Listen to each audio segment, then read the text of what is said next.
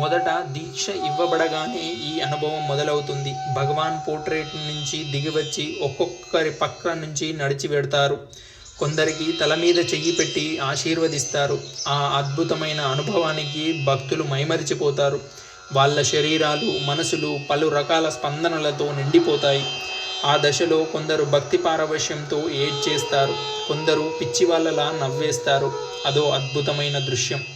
తర్వాత చాలామందికి వాళ్ళ చావుని చూసుకోవాలని ఉంటుంది. ఎందుకంటే ఎవరికీ వాళ్ళ చావులను వాళ్ళు చూసుకునే అవకాశం ఉండదు. ఆత్మ శరీరాన్ని విడిచి వెళ్ళిపోతుంది. ఆత్మ అప్పట్లో తన భౌతిక శరీరాన్ని చూసి ఉండవచ్చు, కానీ మరో శరీరాన్ని వెతుక్కుంటూ వెళ్ళిపోయాక గత జన్మ స్మృతి ఉండదు. తన చావును తాను చూసుకుని తిరిగి జీవించవచ్చు. అదే ఈ అనుభవంలోని అద్భుతం. తన అవసాన దశ క్రమంగా మృత్యువులోకి ఎలా వెళ్ళిపోతాడో స్పష్టంగా చూసుకోవచ్చు. ఈ అనుభవంలో ఇంకా కొన్ని వింతలు తెలుసుకోవచ్చు. తన చావుకు ఎవరు నిజంగా దుఃఖపడుతున్నారో, ఎవరు కళ్ళబొల్లి ఏడుపులు ఏడుస్తారో, దగ్గర వారనుకున్న కొంతమంది ఏమి రియాక్ట్ కాకుండా ఎలా ఉంటారో అన్నీ తిలకించవచ్చు. ఈ అనుభవం వల్ల మనం సాధించింది ఏమిటి? ప్రతి వారికి చావంటే భయం ఉంటుంది. అసలు ఆ ఆలోచన వస్తేనే వణికిపోతూ ఉంటారు. ఇప్పుడు ఆ భయం తొలగిపోతుంది. ఒక ధైర్యం వచ్చేస్తుంది. ఇంకో అనుభవం, తన భార్య పిల్లల మరణాన్ని కూడా చూసుకోవడం. జీవితంలో అన్నింటికన్నా దుఃఖం కలిగించేది వాళ్ళని పోగొట్టుకోవటమే కదా. అంటే ఎప్పుడో పొందాల్సిన దుఃఖాన్ని ఇప్పుడే పొందేస్తున్నాడు. అంటే దుఃఖాన్ని తట్టుకునే శక్తిని ఇప్పుడే పొందగలుగుతున్నాడన్నమాట. అంటే ఎలాంటి కష్టాన్నైనా భరించే శక్తి అతనికి ప్రసాదించబడుతోందన్నమాట.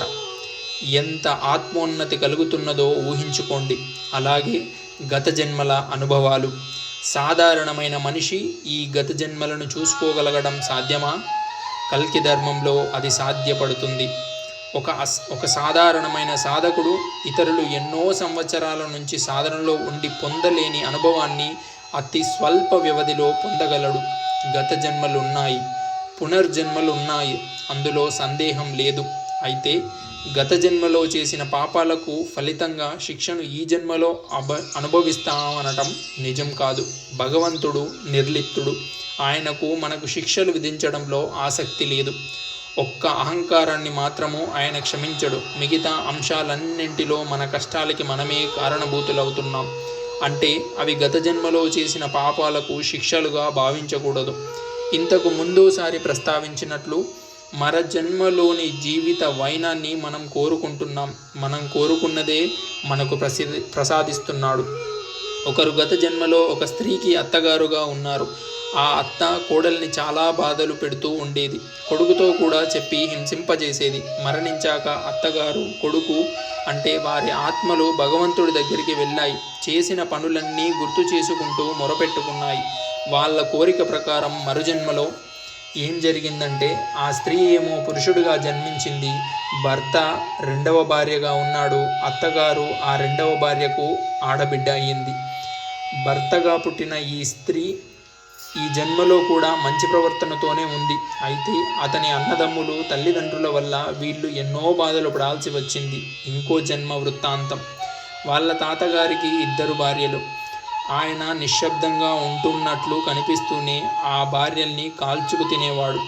ఇద్దరిలో ఎవరినీ సుఖపెట్టలేదు. వాళ్ళు అశాంతితో మగ్గి కాలక్రమాన మరణించారు.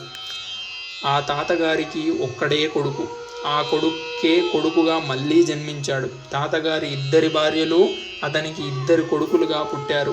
ఆ 2 కొడుకుల మీద అతనెంతో ఆశలు పెట్టుకున్నాడు. అతని ఆశ ఒక్కటి నెరవేరకపోగా వ్యతిరేక భావాల్లో ఉన్న వారి ప్రవర్తన వల్ల అనుక్షణం నరకం అనుభవించాల్సి వచ్చింది. జీవితం చరమాంకంలో వచ్చినా అతను శ్రమిస్తూనే ఉన్నాడు. అలాగే ఒక స్త్రీ గత జన్మలో మగాడు, రేపిస్ట్. ఈ జన్మలో స్త్రీగా పుట్టి తాను రేపు చేసిన స్త్రీ పురుషుడిగా పుడితే అతనికే భార్య అయి అనుక్షణం చిత్రహింసలు అనుభవిస్తోంది. ఒకరు గత జన్మలో నియంత లాంటివాడు. ఇతరుల్లో ఎన్ని అర్హతలున్నా పైకి రానివ్వకుండా అనగద్రొక్కేస్తూ ఉండేవాడు. ఈ జన్మలో తనకెన్ని అర్హతలున్నా ఎప్పటికప్పుడు పరాజయాలే, పైకి రాలేకపోతున్నాడు. ఇలా పూర్వజన్మ వృత్తాంతాలెన్నో ఉన్నాయి. అవి రాసుకుంటూ పోతే వాటితోనే ఈ గ్రంథం నిండిపోతుంది. నేను రాసినవన్నీ యథార్థాలే. పేర్లు రాయకపోవడానికి కారణం వారంతా నాకు సన్నిహితులు కావడం, మన మధ్య సజీవులై తిరుగుతూ ఉండడం చేత సంస్కారంగా అనిపించకపోవటమే. ఉదాహరణకు, ఈ జన్మలో సమాజంలో ఉన్నత స్థానంలో ఉన్న వ్యక్తి గురించి గత జన్మలో మర్డరర్ అని రాశాననుకోండి, అతని భార్య, పిల్లలు, బంధువులు ఏమనుకుంటారు? కొంతమంది వాళ్ళ పేర్లు రాయడానికి అనుమతించినా నాకే సభ్యత అనిపించక వదిలేస్తున్నాను. ఇంతకు ముందు రాశాను, ఈ జన్మలో మనం అనుభవించే సంఘటనలు శిక్ష కాదు, మనం ఎదగడానికి, నేర్చుకోవడానికి ఏర్పడిన వలయాలు. అంటే మనిషి రిఫైన్ కావడానికి ఇన్ని జన్మలు ఎత్తాల్సిన ఆవశ్యకత ఏర్పడుతోంది.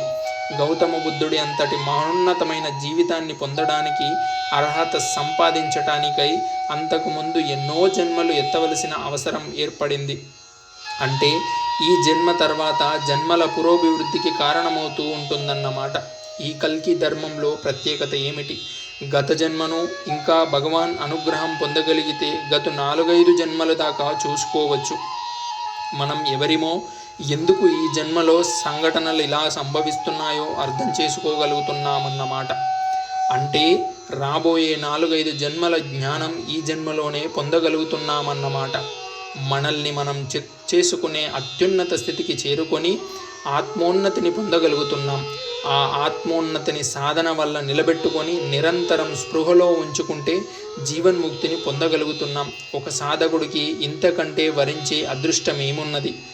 ఒక్క కల్కి ధర్మమే ఈ అదృష్టాన్ని అందివ్వగలుగుతోంది.